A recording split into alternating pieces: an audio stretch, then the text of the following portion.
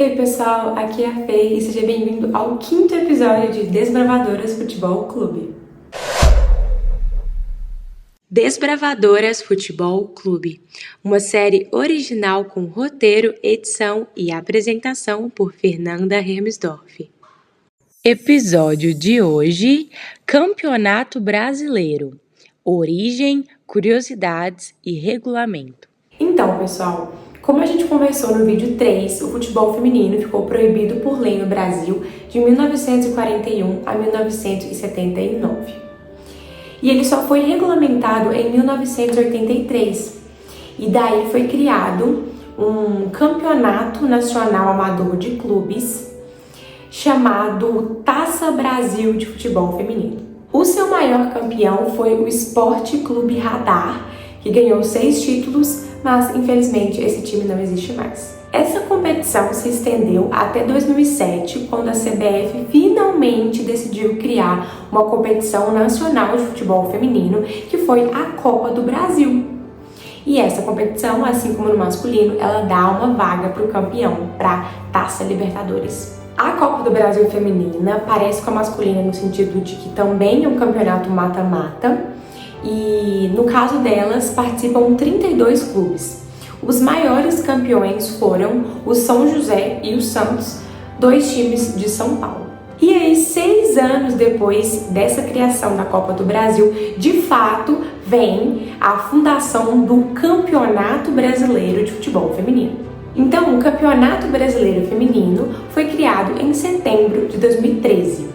E essa fundação, desse torneio só foi possível pela CBF graças a um patrocínio da Caixa Econômica Federal, que disponibilizou 10 milhões de reais para esse torneio acontecer. Em sua primeira edição, o Campeonato Brasileiro Feminino teve a participação de 20 equipes, de 13 estados e do Distrito Federal. Entre os grandes clubes que disputam a Série A do Campeonato Brasileiro Masculino, somente o Vasco participou da primeira edição desse Brasileirão Feminino. Em 2017, a CBF alterou a fórmula de disputa do Campeonato Brasileiro, que antes era composto por 20 times, eles reduziram para 16 e se tornou a Série A1 e criaram a Série A2 com também 16 clubes. E essa ampliação do Campeonato Brasileiro Feminino acabou por levar a um cancelamento da Copa do Brasil. E eu confesso que até hoje eu fico meio chateada com isso, né? Porque, beleza, eles aumentaram o campeonato e tal, mas aí cancela outro. Poderia tentar manter os dois, então voltar com a Copa do Brasil, acho que já deu tempo para isso, já mostrou que o futebol feminino está sendo rentável, está sendo interessante, e deixar o calendário das meninas um pouco mais cheio, né? Porque tem times aí que jogam apenas alguns jogos durante o ano e o restante do ano as meninas ficam desempregadas. Então, se tivesse mais calendário, tivessem mais competições, iria incentivar melhor o Campeonato Brasileiro Feminino. Então, bora CBF voltar com a Copa do Brasil aí, hein? E um acontecimento importante que ajudou a impulsionar muito o Campeonato Brasileiro de Futebol Feminino foi em 2019, quando a CBF criou uma regra que todos os clubes que estiverem jogando a primeira divisão do Campeonato Brasileiro masculino tinham que ter um time de futebol feminino profissional e um de base, pelo menos, ou eles seriam excluídos da competição. Inclusive, anteriormente, a Conmebol já tinha tomado essa decisão. E para você participar de Libertadores ou de Sul-Americana, você tinha que ter um time feminino. E isso se baseia no artigo 23 do Estatuto da FIFA. Ele cobra das confederações a adoção de medidas de governança que incluem a incorporação de artigos que prevêem a igualdade de gênero. E assim, isso foi muito bacana, porque incentivou muito clube grande, muito clube gigante do futebol brasileiro, principalmente aí do masculino, a criarem esse time para as mulheres também.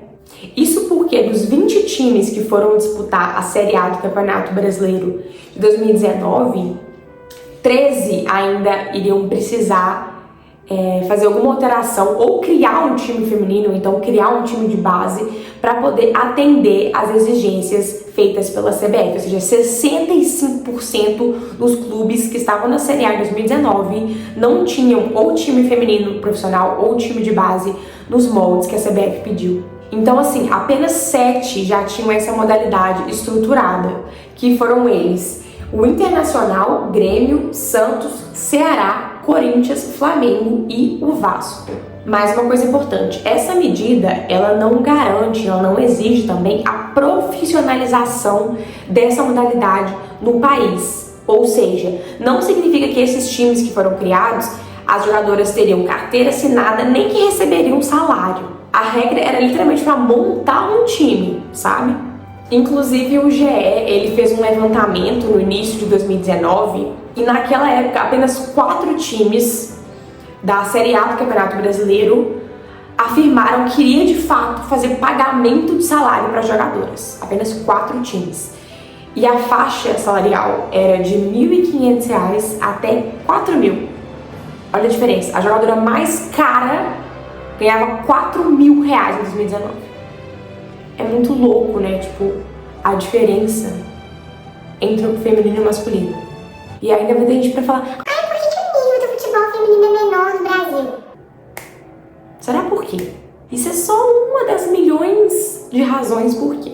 E bom, gente, devido a esse crescimento do futebol feminino do Brasil e a expansão na criação de clubes, em maio de 2021 a CBF anunciou que ia criar a Série A3, que contaria com 32 clubes. Olha o tanto de clube que tá se criando, que ótimo, né? Que bacana, já temos aí a 3ª divisão que já foi disputada em 2022. Em relação aos direitos de transmissão do Campeonato Brasileiro Feminino, em 2019 a gente teve a Band com esses direitos.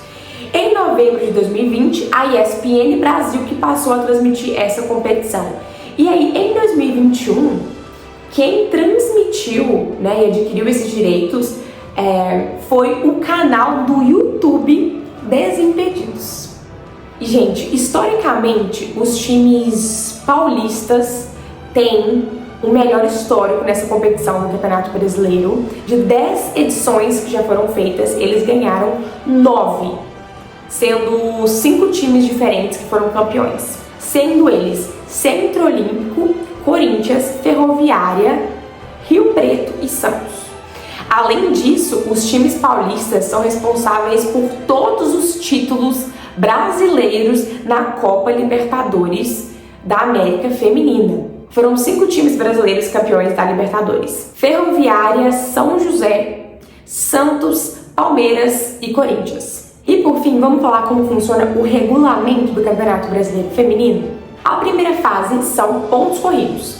Os 16 times jogam entre si uma vez apenas. Os 8 primeiros colocados avançam para a próxima fase e os 4 últimos colocados são rebaixados. Nas quartas, na semi e na final, a gente tem jogo de ida e volta. E se tiver empate no saldo de gols, vai para os pênaltis. Então a gente tem primeiro uma fase de pontos corridos e depois vai para o mata-mata. Entendido? E foi isso, pessoal. Espero muito que vocês tenham gostado do vídeo de hoje. Como sempre, eu peço, por favor, para deixar seu like, que me ajuda muito, muito, muito de coração. Se inscrever no canal para você não perder mais nenhum vídeo, deixar um comentário também que me ajuda bastante. E me segue nas redes sociais que lá eu posto mais conteúdo também, viu, pessoal? E podem deixar sugestões de vídeos para eu fazer. E bom, no próximo episódio de Desbravadoras Futebol Clube, a gente vai conversar sobre Copa do Mundo Feminina. Espero vocês lá, hein? Beijo!